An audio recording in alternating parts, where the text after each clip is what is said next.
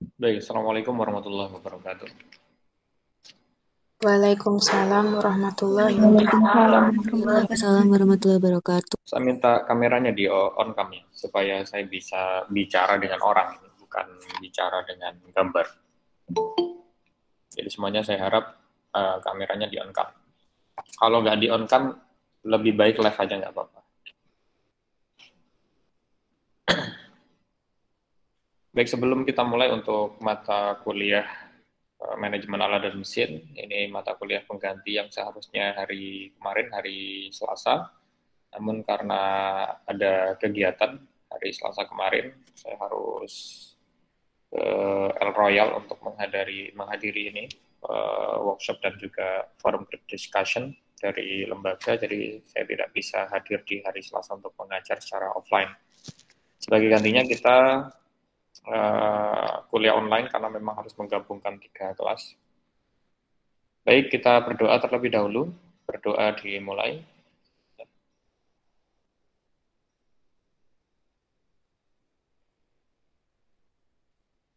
Baik, selesai. Oke. Pertemuan minggu sebelumnya kita udah bahas tentang combine harvester. Sebelumnya kita udah belajar tentang rice paddy transplanter. Dan rice paddy transplanter udah kemarin praktikum ya di lahan. Kemudian yang combine harvester rencana minggu ini, insya Allah kita akan ke lapangan lagi, keluar lagi untuk belajar tentang cara mengoperasikan tentang mesin panen padi kombinasi atau kita sebut dengan padi combine harvester. Nah, untuk yang terakhir tentang mesinnya, yang terakhir adalah rice milling unit dan juga rice milling plant. Jadi hari ini kita akan belajar tentang itu komponen-komponennya, kemudian bagaimana cara proses, ada tahapan apa saja sih di dalam kegiatan mesin rice milling unit itu, mulai dari proses memasukkan sampai menjadi proses beras yang dengan mutu yang sudah ditentukan itu seperti apa. Jadi saya langsung saja saya izin untuk share screen ya. Terlihat ya? Bisa dilihat dengan baik. Masih belum, Mbak. Mana? Sudah apa belum? Yang lain Belum, gimana? Pak. Sudah? Sudah, Pak. Sudah, Pak. Sudah ya? Sudah, Pak. Sudah, Pak.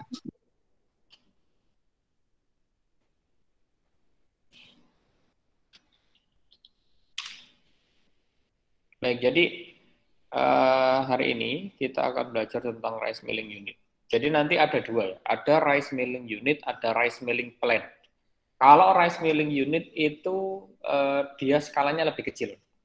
Jadi kalau rice milling unit itu skalanya lebih kecil, sedangkan yang rice milling plant, karena plant yaitu skalanya pabrik besar. Jadi nanti ada beberapa bagian-bagian yang berdiri sendiri. Kalau yang rice milling unit ini biasanya satu kesatuan, jadi mesinnya lebih kecil, lebih praktis. Nah, tetapi nanti ada beberapa perbedaan. Perbedaannya di mana? Ya dari segi kualitas biasanya lebih bagus yang rice milling plant. Itu karena memang mesinnya lebih besar dan ya satu ruangan besar ya. Kalau kalian pernah masuk ke dalam pabrik penggilingan gabah, nah itu masuk dalam rice milling plant. Tapi kalau misalkan kalian lihat kalau di jalan-jalan itu kan ada mesin gerandong gitu ya, yang orang Banyuwangi bilang itu gerandong untuk jalan-jalan, mencari konsumen yang mau menggilingkan gabahnya untuk menjadi beras. Nah itu termasuk dalam kategori rice milling unit. Nah, um, kalau tinjauan teknis mesin mesin penggilingan padi itu ada beberapa mesin ya, ada beberapa mesin. Setidaknya ada 4 mesin. Satu mesin pemecah kulit, satu mesin pemecah kulit. Jadi kulit itu pertamanya itu dipecah atau skamnya itu dipecah, dikupas. Nah, di kupasnya ini alatnya atau mesinnya itu disebut dengan mesin Huller. Jadi ada 2 silinder gitu ya. Ada 2 silinder saling bergerak dua-duanya. Kalau secara manual kan gabahnya dulu kalau kita lihat orang tua kita, kalau orang tua kalian mungkin masih belum mendapatkan ya. Kalau orang tua saya itu dulu ada namanya menutu beras. Itu kan kayak digejik gitu ya, menggunakan alu ya kalau di orang Banyuwangi. Kemudian gabah dan gabah itu kan saling bertumbuk satu sama lain. Gesekan itulah yang menjadikan kulit dari gabah itu menjadi terkelupas. Makanya kemudian di sini prinsip dari Huller atau Husker ini, dia juga menggunakan prinsip itu bagaimana supaya gabah itu satu sama lain melalui mesin itu saling bergesekan, sehingga dengan gesekan itu dia terkelupas. Yang kedua, ada mesin pemisah gabah dan beras pecah kulit atau brown rice separator. Karena begini, nanti pada saat masukkan mesin, itu tidak semuanya utuh. Karena saling bergesekan tadi itu, atau kalau misalkan dulu orang nutu beras, itu pasti berasnya ada yang patah. Ada yang utuh, ada yang patah, ada yang sangat kecil patahnya. Yang kita sebut dengan menir itu ya. Nah, bagaimana menentukan kualitas mesin yang bagus? Kualitas mesin yang bagus ketika beras pecahnya ini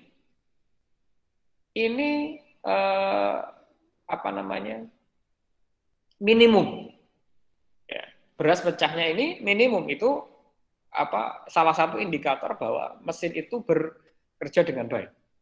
Jadi ada mesin pemisah gabah dan beras pecah kulit. Maksudnya beras pecah kulit ini juga begini. Kalau tadi kan langsung ke mutu ya saya. Jadi kan setelah dikupas itu kan antara gabah dan beras yang baru saja dikelupas kulitnya itu harus dipisah. Nah itu masuk ke dalam mesin separator. Kemudian yang ketiga ada namanya mesin penyosoh atau mesin pemutih. Ini ada beberapa yang menggunakan mesin penyosoh ini polyser ini kan nantinya air yang diuapkan dan disemprotkan. Sehingga kalau kalian melihat beras yang lebih mengkilap gitu ya, karena di situ menggunakan polyser, menggunakan pemutih. Jadi beberapa kan kalau misalkan ada debu-debu dari sekam, debu-debu dari patahan beras itu sendiri kan biasanya nempel pada beras. Nah ini dimasukkan mesin penyosok atau mesin polyser ini supaya berasnya nanti mengkilap. Nah di situ. Yang keempat itu mesinnya mesin pengayak bertingkat.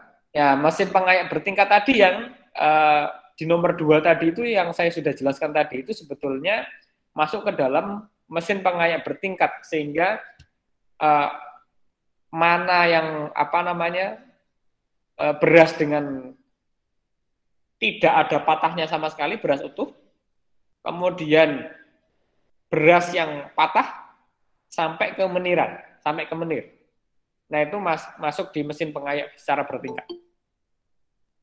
Yang selanjutnya itu ada mesin atau alat bantu pengemasan atau timbangan dan penjahit karung. Nah ini terakhir, ini ada, kebanyakan tidak ada. Ya, kebanyakan tidak ada. Karena mesin dan atau alat pengemasan ini biasanya berdiri sendiri. Tetapi ada yang di dalam pabrik-pabrik skala besar, yang pabrik-pabrik modern sekarang, itu sudah langsung ada. Jadi menggunakan karung itu sudah ready di dalam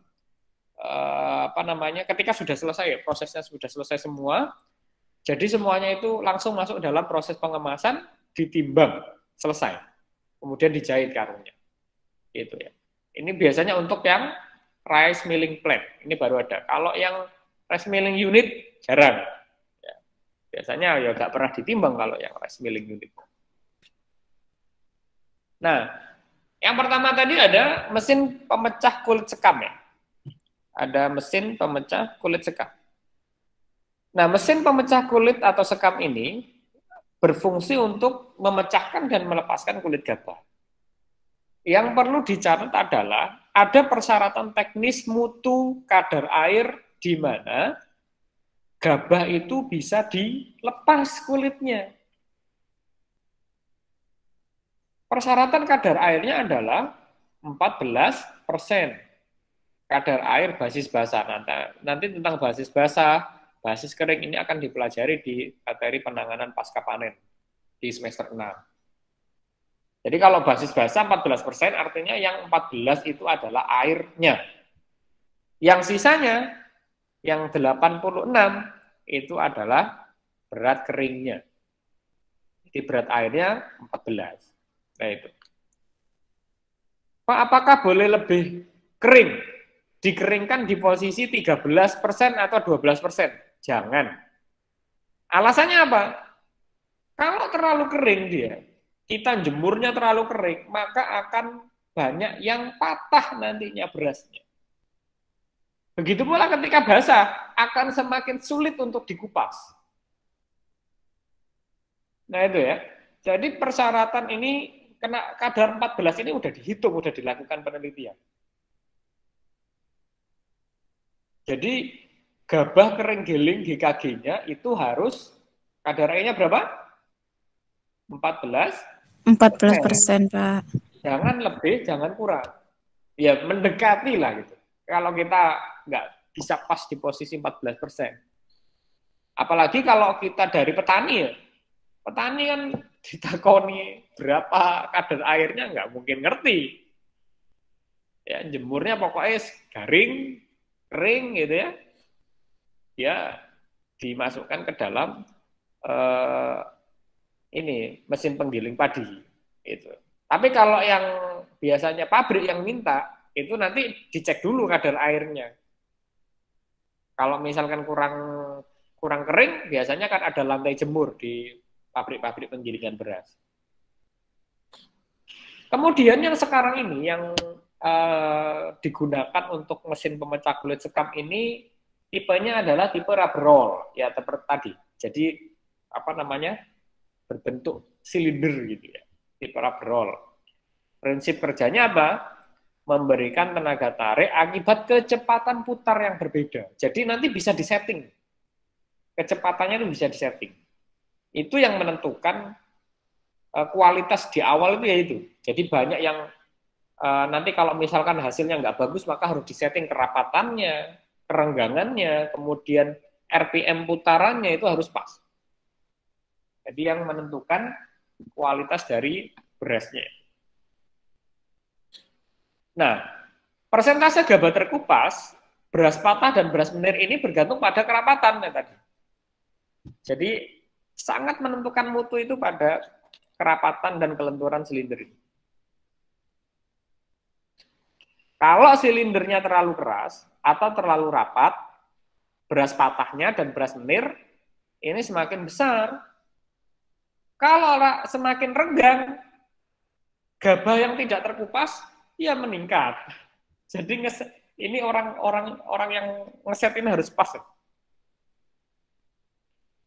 Jadi nanti prinsipnya sama, di mesin kopi juga sama. Untuk pengupas kulit kopi. Prinsipnya menggunakan huller juga, menggunakan gesekan juga. Nah, biasanya gabah yang tidak terkupas ini akan dipisahkan dari beras pecah kulit dan dimasukkan lagi ke dalam penampungan hingga semuanya terkelupas. Jadi nanti ada sistem yang beras tidak terkupas ini nanti kita kembalikan lagi ke dalam hooper. Jadi start dari awal lagi. Ya, start dari awal lagi. Nah ini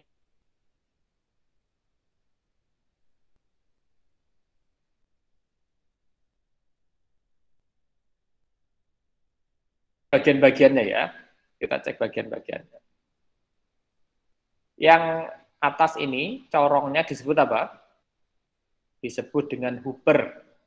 Jadi semuanya dunia percorongan itu namanya Hooper. Mau bentuknya bulat, mau bentuknya persegi, mau bentuknya lonjong, semuanya disebut dengan Hooper.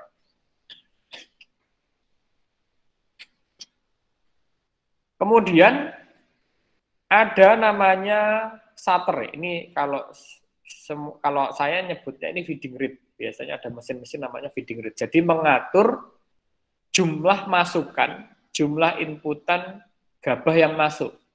Nah, ini katup utama disebut dengan shutter. Kemudian ada gearbox. Gearbox itu apa? Ya, pengatur kecepatan. Ini gearbox. Ada roll gap adjuster, ini pengatur jarak roll karet kayak tadi yang saya bilang bahwa untuk men-setting seberapa rapat, seberapa renggang dari rubber roll, yaitu di sini. Kemudian ada main pulley utama, ini mesin penggerak utama. Nanti di ini ini akan digerakkan melalui mesin diesel. Ya, mesin dieselnya nanti menggunakan puli biasanya. Nah, ini puli utama. Kemudian ada puli bebas. Ya, nanti puli bebas ini tergantungkan pulinya itu ada yang bentuk lembaran, ada yang bentuk belt yang tipis. Ya, kayak pada puli-puli pada umumnya. Ya, ini kalau misalkan mesinnya jauh, ya ini menggunakan yang puli utama tapi dia berbentuknya lembaran. Kemudian ada wind adjusting 1. Nah, ini pengatur udara. Kenapa harus pengatur udara? Nanti pada saat dia ngeblow, ya, meniup, kalau exhaust itu kan mengambil, ya. Kalau blow itu kan blow itu ya meniup, mendorong. Nah, udaranya mendorong. Kalau yang exhaust itu kan ngambil, ya. Ngambil dikeluarkan. Kalau yang blow itu mendorong, jadi udaranya didorong untuk memisahkan nanti digunakan untuk memisahkan kotoran-kotoran ya debu-debu itu di wind adjusting 1. Kemudian ada stand, ini tangkai penahan saja. Ini kayak kayak di truk itu apa ya namanya? Tow wings itu. Kemudian ini shaft, ini poros, kemudian ini lengannya, ya, ini untuk meninggikan, menurunkan. Kemudian lebih banyak ini yang di sebelah kiri ini sebetulnya untuk bagian-bagiannya. Ini first outlet udara sebelah sini. Kemudian ada second outlet, saluran kedua itu di sebelah ini. Kemudian yang ini pulley blower, Jadi untuk yang sebagai puli yang digunakan nanti di dalamnya ada kipasnya gitu. Jadi digerakkan melalui puli ini, puli blowernya.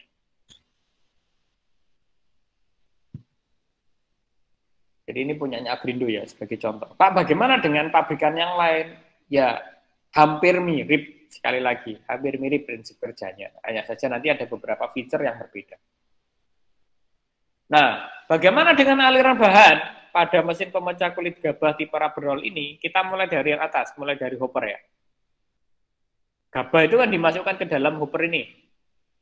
Kemudian ada feed adjuster, itu pengatur masukan. Dan katup utama itu ya pengatur masukan dari ini tadi, ada 2. Jadi di adjust. Nah, ada feeding roll yang perata, jadi supaya pada saat masuk itu gabah itu tidak langsung semuanya masuk, jadi harus diatur. Ngaturnya menggunakan feeding roll ini, roll perata, supaya yang masuk ke kanan dan yang masuk ke kiri pada saat rubber roll itu berputar itu sama. Itu. Kemudian ini roll gap adjuster, jadi kan tadi yang diputar ya, itu menentukan kerapatan dan kerenggangan. Selanjutnya ada plat pembagi.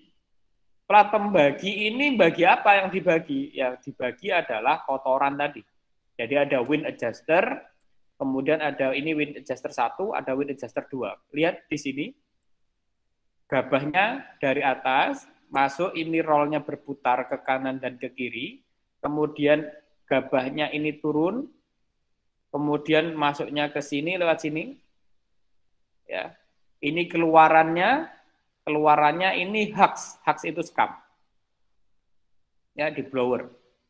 Jadi ini scum, keluarnya scum. Kemudian ada first outlet yang pertama, ada outlet yang kedua. Outlet yang pertama ini adalah gabah yang bagus. Kemudian yang outlet kedua ini adalah gabah yang tadi masih mutunya masih kurang bagus. Kalau mutunya masih kurang bagus, maka dikembalikan lagi ke hopper lagi. Nah, begitu. Paham ya sampai sini ya? Ada yang ditanyakan sebelum saya lanjutkan? Halo? Paham? Paham apa enggak ini? Paham, Pak, Bapak. izin bertanya, Pak. Oh iya, silakan. Itu kan pas beras gabah yang dimasukkan dalam corong masuk itu kira-kira bisa menampung berapa, Pak? Nah, Kalau ditutup, Pak. kalau begini itu bergantung pada tiap-tiap mesin akan berbeda.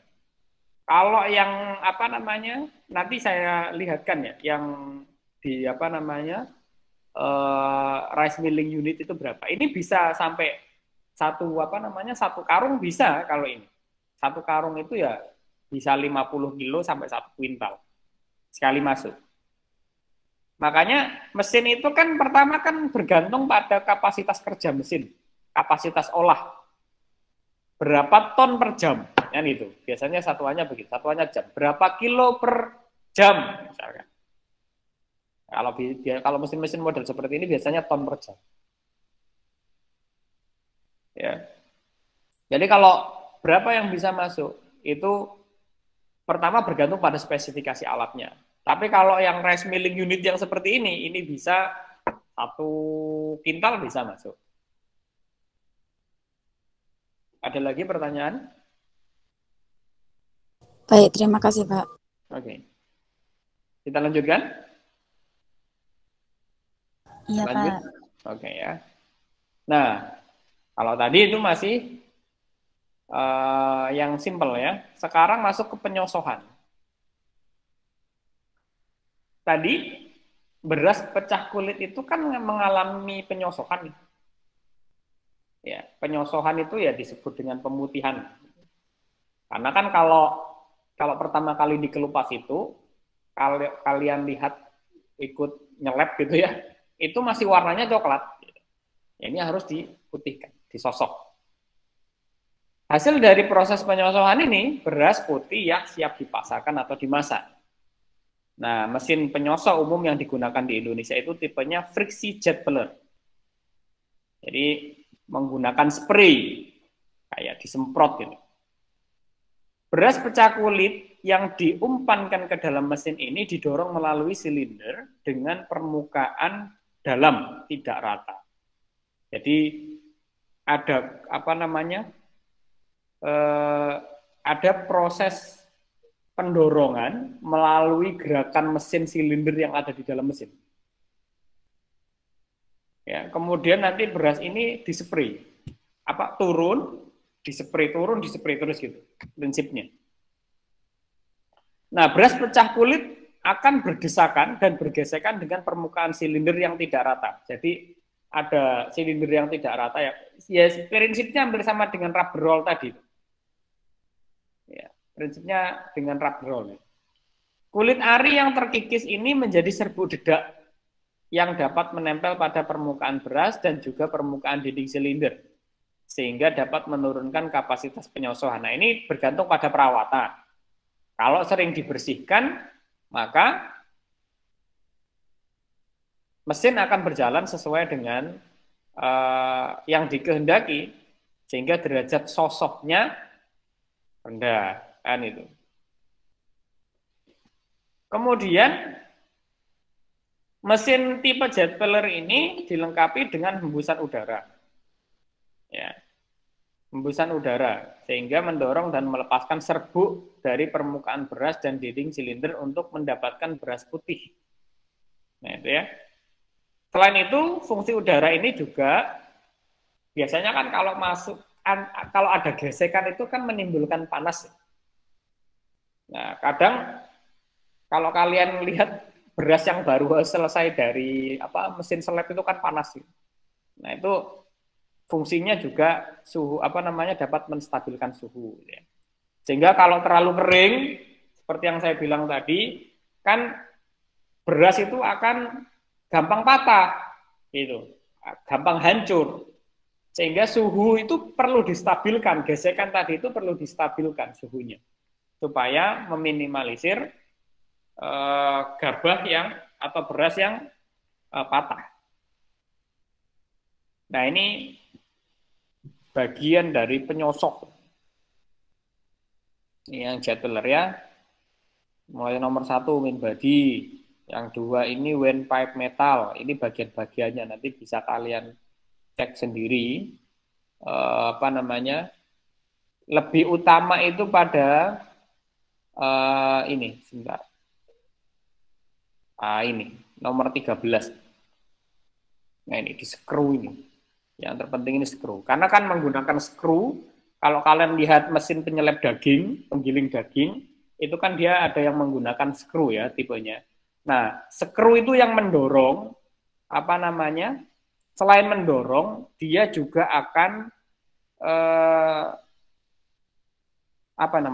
menggesek. Nah, karena yang di screw itu didorong itu gabah, dinding-dinding skrunya itu kasar, itu yang menyebabkan kulit arinya terkelupas. Nah, di situ ya. Ini nanti bisa kalau digambarkan gini untuk anak agribisnis ya masih bulat nantinya. Tapi kalau anak-anak teknik mesin ini gampang banget dipahami. Nah, kalian untuk agribisnis ini yang penting tahu dulu aja. Tapi kalau anak-anak teknik pertanian ya saya wajibkan untuk tahu. Nah, dia yang lebih banyak hands-on mesin-mesin model begini untuk anak-anak teknik pertanian. Ya, nanti lebih banyak kita akan praktek di lapangan insya Allah, supaya lebih paham. Nah, ini kelas mutu ya, kita lanjutkan ke kelas mutu. Beras putih hasil proses penyosohan ini kemudian perlu dipisahkan. Apa yang dipisahkan? Ya, mutu terbaik, beras patah, dan beras menir. Pemisahan ini bisa menggunakan pengayak yang shifter. Jadi diayak nanti ada ayakan bertingkat. Atau juga menggunakan silinder separator. Jadi mesin-mesin menggunakan silinder separator jadi berputar. Jadi di spirit di mana yang berdasarkan berat. Semakin berat nanti masuk pada mutu berapa. Semakin ringan masuk mutu ketiga. Misalnya nih. Nah, ketiga macam mutu beras tadi akan dicampur kembali dengan perbandingan tertentu. Jadi ada nanti di pabrik itu yang mencampur beras. Kalau semuanya isinya beras utuh semua kan mahal. Nah, itu bergantung pada kebutuhan konsumen. Jadi mesti ada yang dioplos gitu. Antara beras kualitas 1 dengan kualitas 2 dengan kualitas 3. Kalau kualitas 3 kan biasanya digunakan untuk pakan ternak. Nah, kualitas 1 dengan kualitas 2 ini ada beberapa yang dicampur dengan perbandingan tertentu. Gitu ya. Jadi yang menentukan harga jual di pasaran. Jadi kalau kalian lihat dalam kemasan 25 kg misalkan, itu kan ada yang harganya 250, 240, 230 rupiah per 25 kg tadi itu per kemasan. Nah, itu masing-masing beda memang kualitasnya. Nah, setelah itu baru dilanjutkan penimbangan. Nah, ini contoh dari mesin pengayak. Mesin pengayak kan ada 3. Ya. Ini saluran inletnya masuk, kemudian ada keluaran 1, keluaran 2, keluaran 3. Yang keluaran 1 itu yang heat rise. Ini saluran pengeluaran 1 itu beras kepala. Yang 2, ini sekali lagi ini punyanya Grindo ya. Nanti kalau di mesin-mesin yang lain ini bakalan berbeda. Makanya tadi ada yang menggunakan prinsipnya menggunakan ayakan bertingkat, ada yang menggunakan silinder untuk proses separatornya, untuk memisahkannya. Yang kedua ini saluran pengeluaran 2 ini campuran. Dan saluran pengeluaran 3 ini yang broken, yang menir. Ya, yang menir. Oke, bentar.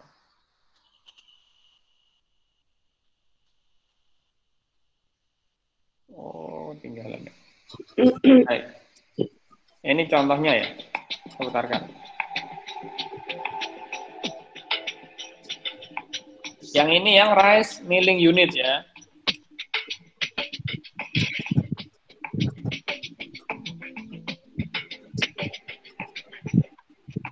Ini Cooper ya yang atas.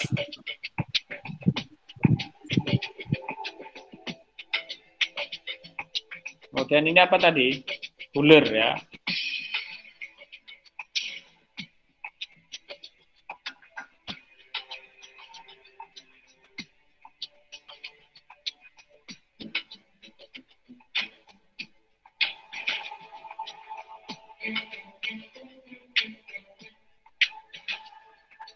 Nah, tulisannya tulisan Cina ini.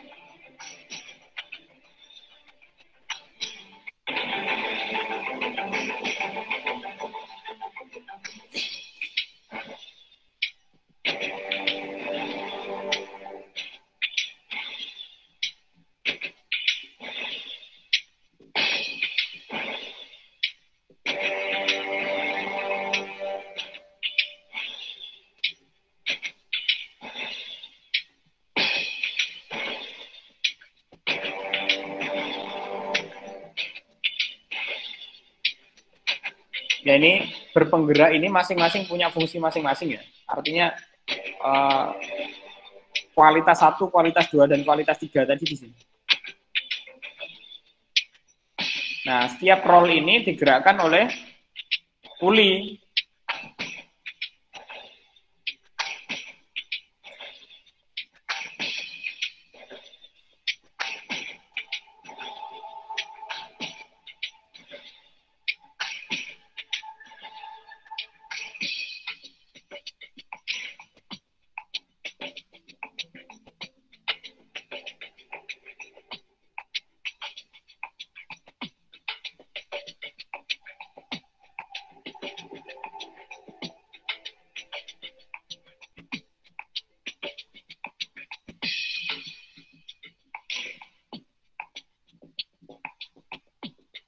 Nah, yang sebelah sini, ini merupakan blower.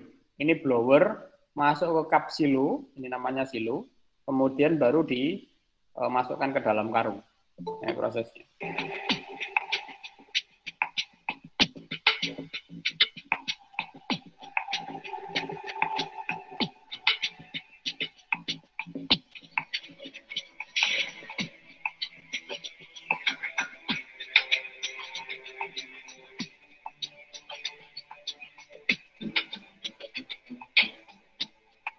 Ini kalau dipretelin bisa lebih.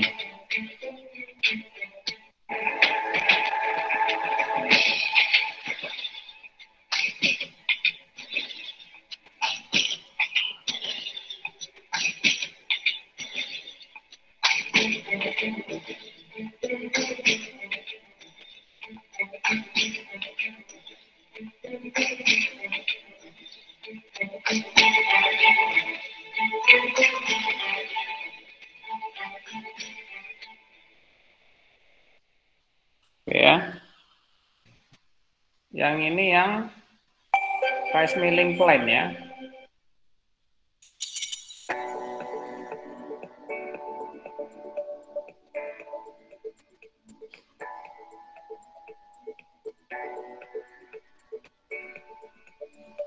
Ini Ini yang pabrik skala besar. Silo itu storage.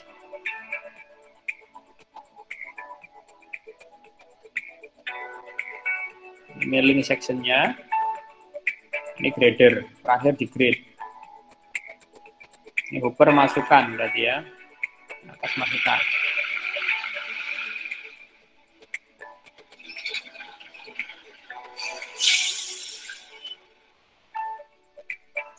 Ini diambil melalui konveyor, ada cantingan namanya konveyornya, ini cantingan.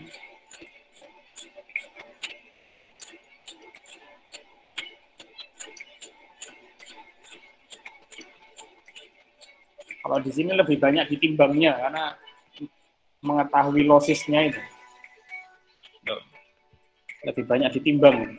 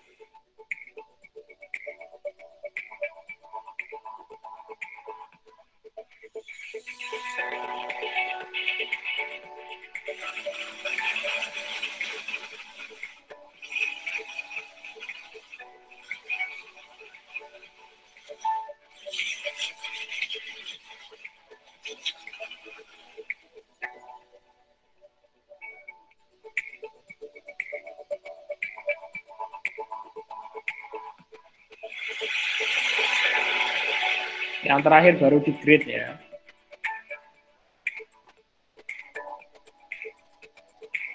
Yang broken rice berapa, yang head rice berapa. Nah, ini yang di stok.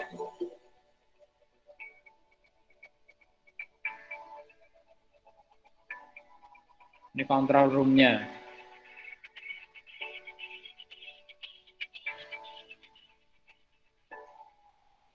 Nah, baru proses transport.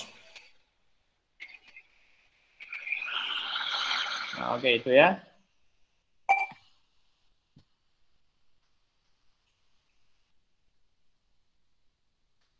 Baik, sampai sini ada yang ditanyakan?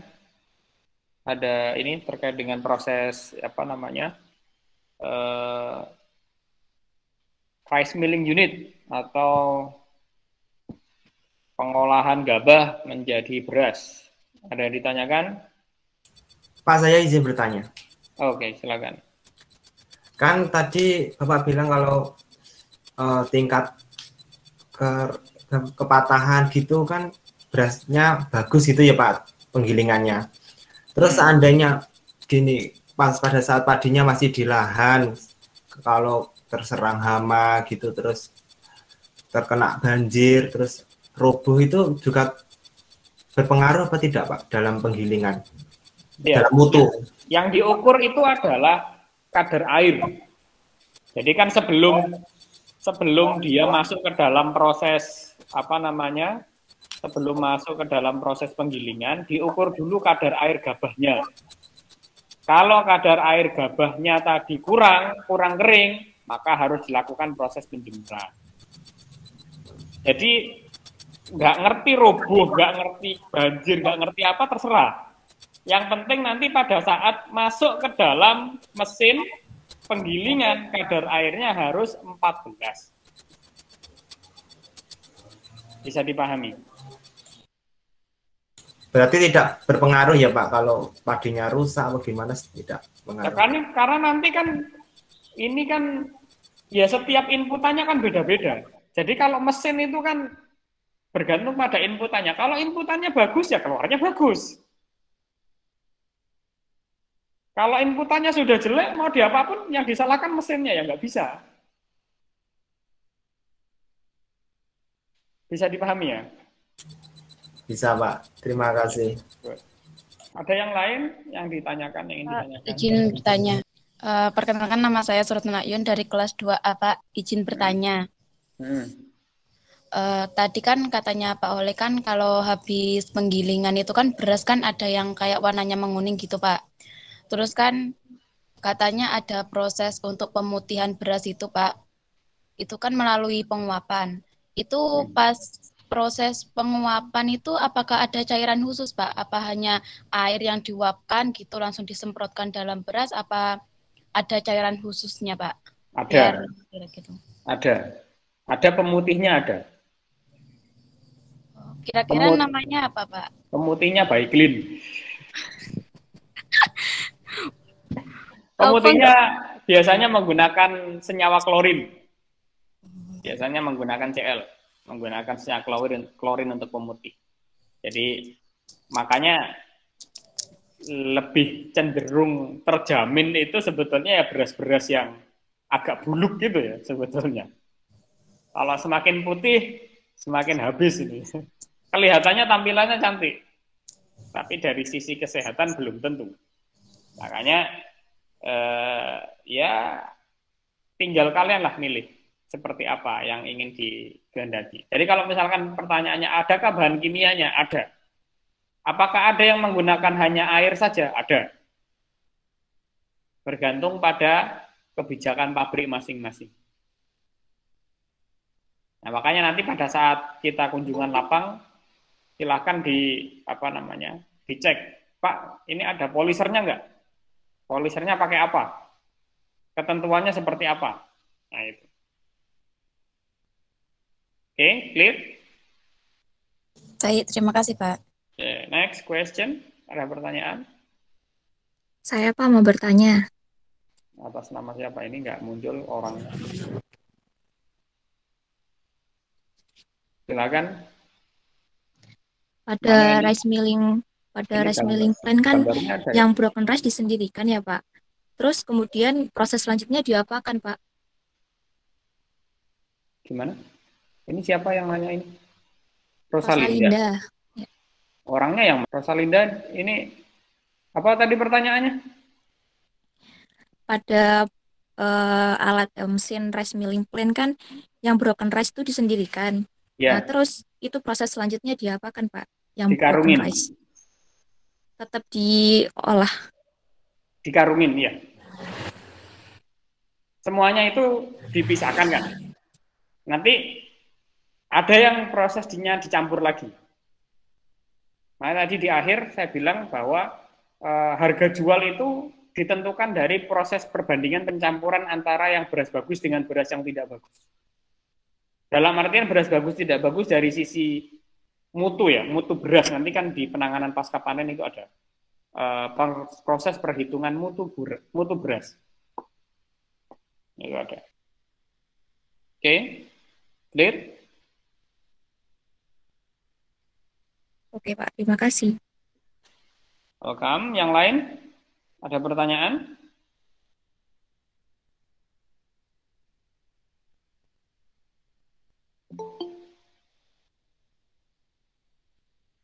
Sudah? Tidak ada pertanyaan lagi? Baik. Pak. Kalau tidak ada pertanyaan, saya cukupkan sekian untuk kuliah hari ini. Mudah-mudahan bisa bermanfaat. Dan jangan lupa untuk kegiatan praktikum nanti komunikasi dengan teknisi, kapan dan jam berapa, karena sepertinya lokasinya akan berbeda. Dan yang ini kita mesinnya lebih besar dari yang kemarin, jadi tolong diperhatikan nanti juga aspek keselamatan. Saya berpesan mulai dari awal supaya nanti datang selamat, pulang selamat juga ya. Oke, tetap semangat untuk perkuliahan selanjutnya. Kita baca hamdalah bersama. Alhamdulillahirrabbilalamin. Terima kasih dan assalamualaikum warahmatullahi wabarakatuh. Waalaikumsalam. Terima kasih, Pak.